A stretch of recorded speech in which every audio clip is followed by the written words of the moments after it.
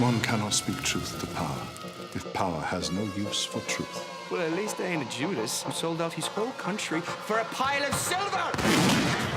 I have been appointed spy hunter general. He must be captured alive. To hell with Washington! You're in the war now, Father. This is how it's done. No survivors. It's a powerful series. It is called Turn, Washington Spies on the AMC. And by the way, you're just seeing Ian Kahn in there. How you doing? I'm doing great. Tell us about that series. This is a show. You play George Washington. I do. I played General George Washington as a younger man during the during the American Revolution. He was sort of a man of my age and sort of his early to mid 40s. And it's really a show not just about General Washington, but also certainly about the Culper Spy Ring, which was a group of young people in their 20s who had found their way to becoming spies for George Washington during the Revolutionary War, because it was really like sort of the Americans were sort of like a AAA ball club versus the New York Yankees at their height, right, which is the British Army. So the chance of General Washington and the Continental Army winning this war were extremely small. So he had to use guerrilla tactics and spies to really have a chance in this war, and he did. And it's really a show about that, as well as Benedict Arnold. It's really the story of how Benedict Arnold went from being this great general and this revered hero in this country to somebody who we now look at as the greatest traitor that ever lived. Most surprising piece of what you learned about George Washington is that he's actually not the grumpy old man that I think all of us think of him as. He was really a charismatic leader. He was someone who was able to get his men to get behind him during this Revolutionary War and this incredible fight, and then later on became the leader of a country that really didn't have any bearings at all, and with his guidance and his strength and his presence really led us. Leading into this role, you have had a range of experiences as a performer, as an actor, in such works of art as?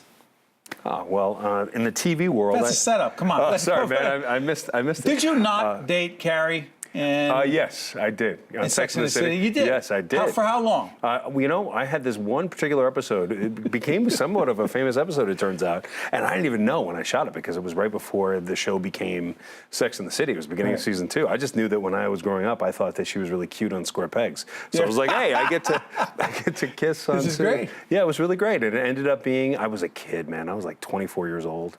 And I was playing this great character of Ben. And now my older son, I have 2 boys, is named Ben. That's awesome. You're in Homeland? Yeah, doing Billions? Billions, that's One right. of my favorite shows, Billions. Yeah, it's a good show. Great show, great actors, and great to be a part of, yeah. Let's do this. While people, by the way, find out more about Ian playing Washington on AMC in this terrific series, but there's another connection you have. Because you just said to me before we got on the air, you said, and we'll go back to talking about your acting in just a minute, but you said, I'm going to use whatever visibility I have, whatever fame I have, to make a difference when it comes to important end-of-life issues. You came to us through our friends at Villa Marie Claire. That's right. So my mother-in-law, who was actually in the same industry that I'm in, she was a very famous casting director. Her name was Joan D'Incecco. She was the casting director. Joan D'Incecco. And my wife was... Picture right there. There she is. That's right. And my wife grew up in Bergen County here in River Edge, New Jersey, and her mom, Joan, was one of the best casting directors of the 20th century. She cast Car 54, Where Are You?, The Patty Duke Show. Susan Lucci? And she was the casting director for All My Children for 30 years and discovered Susan Lucci, Kelly Ripa, a world of people, including Bill Timoney, whose wife... That's right. That's right. Whose wife works here. Yeah. And at the end of her life. So, at the end of her life, she lived a very long, happy life. And then when she reached 89, really at the end of November this past year, we got a phone call like midnight on a Sunday from her saying, I've had a heart attack and I'm going to the hospital. And we're like, oh my God. So we got in the car. And over the course of the next, she passed 3 weeks later. But what ended up happening was about a week and a half in, we had a wonderful doctor who had expressed to me personally young guy, and he said, "Look, your mother-in-law's got 10 days to live, and there's really nothing more that can be done for her here." And so over the course of that time, we began discussing what our different options were. And one of the people who worked at the hospital said, "There's this amazing place called the Villa Marie Claire." Now, my instant reaction to that was, it's a hospice. It's not, that means giving up, really. It means that we're just letting her die. We should be in some way fighting for her life. But the doctor's like, "No, man, there's nothing to be done. Now it's about finding a place where she can spend her last days with joy and with life." And what this place ended up being was a place not just for her to pass. I think of it like the best airport in the world.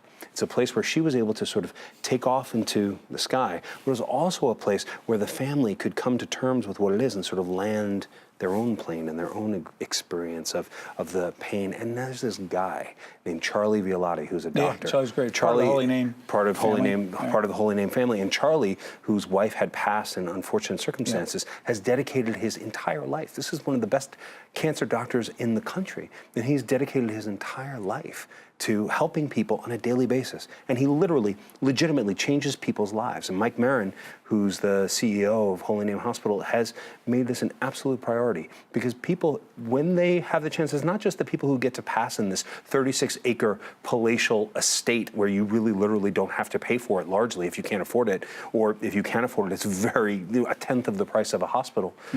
But Mike is really helping to change the conversation about the end of life, because we all are going to come to that place. What did they do for you and your wife, this experience? Well, like I said, it was like a place to come to terms with the passing, where you knew she wasn't going to be in any pain at all, and she was going to be cared for and loved. The different experiences, and there's no disrespect to the medical community at all, but it's just a different job when you get to this point in life. It's not about, we couldn't save her.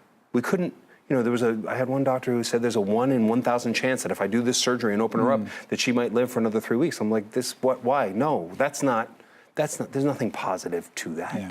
So it sounds almost dour and it sounds almost sad, but it's not. It's amazing. It's inspiring. These are beautiful people. As I said to you right before we went on, whatever visibility that I have, the people here in New Jersey, New York, anywhere around are fortunate to have a place like this. We just need people to know about it so they can have that experience. Well said. Let me ask you this in the time we have left. There are a whole bunch of folks that, we just had a young woman, Wade McDonald, on, right? I think she's also from the Bergen County area. Was on The Voice, season 11, really talented young woman. I asked her this question, a bit younger than you. When someone's like that young, they're younger than everybody. Yeah. But how about this?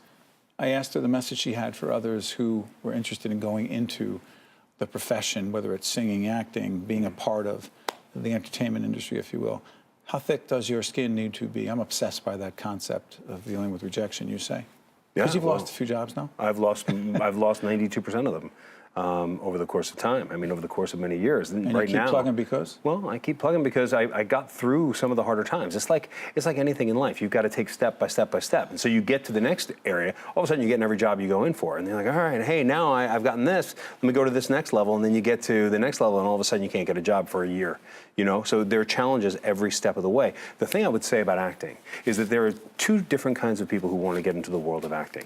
There are the people who think that they want to be a big star and they want to become, a face on television or in the movie theater. And they think that, I'm really attractive and I want to be a star. Yeah, they're going to last if they make it for maybe a year, maybe a year and a half. Me, I started out in my early 20s. When you were asking me what kind of art do I do, I was a theater person. I was someone who said, I want to, growing up at my age, our age, it was like De Niro. I grew up in Long Beach, Long Island. Right. And then when I was 15, I went to Fieldston in New York City, in Riverdale, in the Bronx.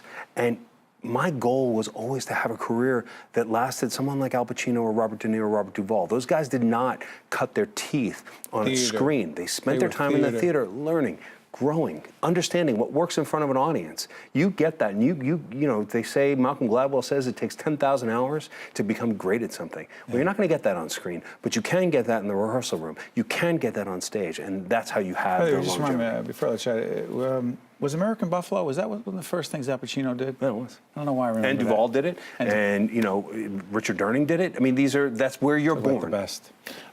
Real quick, what can people expect? AMC series Turn Washington Spies, final season. What can they expect? So that you can give up. I can tell you this. Spoiler alert: we actually do win the war, and we. Sorry. Go ahead. But we win but over the course of the first 3 seasons, which you can now see quite easily binge on Netflix, we now get to season 4, and we're seeing us actually at the darkest moment because Benedict Arnold has just turned on General Washington, and General Washington's going through some of the most challenging times. But we do eventually get to a time where we see Washington and the Continental Army prevail, as we know that we do. But what I didn't understand was I thought, hey, this is a war that we won. Hey, it wasn't that tough. But I didn't realize quite how hard it was. And I do believe that if we as Americans every day had a cognizant understanding of gratitude for what it was that won us this country to begin with, we would treat it with a little bit more dignity and a little bit more respect. How fascinating is that you are playing Washington at a time when the American presidency is something so many people are trying to understand and what the role is, what it means to be president. It must be fascinating for you. We'll talk off air about that. Sounds fun. Yeah. It's been an honor to meet you. Pleasure to meet you. Thank you so nothing much. but the best. Thank you, Steve. Thanks, Thank you for Steve. having me on Talk. We'll be right back right after this. One-on-One with Steve Adubato has been a production of the CAUCUS Educational Corporation, celebrating over 25 years of broadcast excellence. Funding for this edition of One-on-One with Steve Adubato has been provided by Montclair State University, PSE&G, the New Jersey Education Association, Delta Dental of New Jersey, Choose New Jersey, the New Jersey Re-Entry Corporation, and by the law firm of Gibbons, P.C. Transportation provided by Airbrook Limousine, serving the metropolitan New York, New Jersey area. One-on-One with Steve Adubato has been produced in partnership with TriStar Studios.